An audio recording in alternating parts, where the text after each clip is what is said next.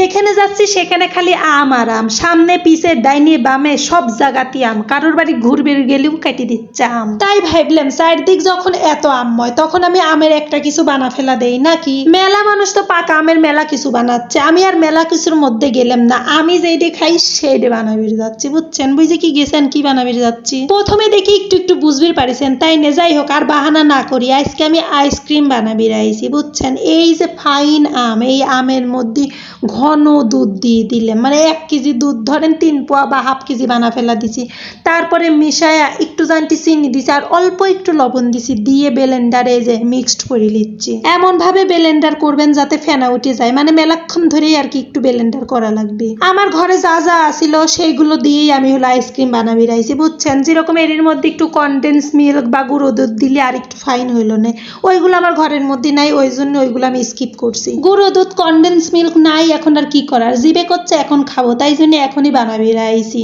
যত গুড় তত মিঠে, কথাই আছে না, যত মাল মশলা দিবেন তত খাতি ফাইন লাগবে। দেখছেন কি ফাইন করে আমার ব্লেন্ডার হয়ে গেছে, দেখে মনে হচ্ছে কি আজকে মন মতো আইসক্রিম খাবো, বুঝছেন? আজ তো আর খাবির পারবো না, কয়েক ঘন্টা পর আর কি। আমার বেটা তো দেখে সেই রকমের খুশি, ও মনে হয় ভাত টাত খাওয়া বাদ দিয়ে আইসক্রিম নিয়ে বসবি, বানাচ্ছি আর ভাব দিছি, এটা কি বানানি আসলেই আমার ঠিক হইলো?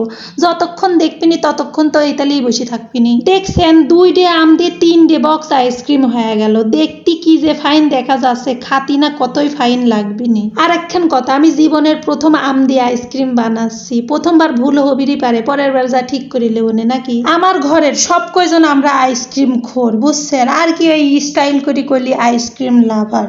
আজকে যদি আইসক্রিম বানাই আমি সফলতা অর্জন করি, এরপরের থেকে আর 1 টাকা দিয়েও আইসক্রিম কিনে খাবো না, সব বাড়িতে বানাবানা খাবো। বিশেষ করে ধরেন এই যে আমের সময় আম, কাঁঠালের সময় কাঁঠাল, লিচুর সময় লিচু, আরো কত কি আছে। এই যে বক্সগুলো ডিপে রাখি দিলাম 4-5 ঘন্টার জন্য, মানে বরফ জমাট বাঁধলে পর তারপরে বাইরে করবো না।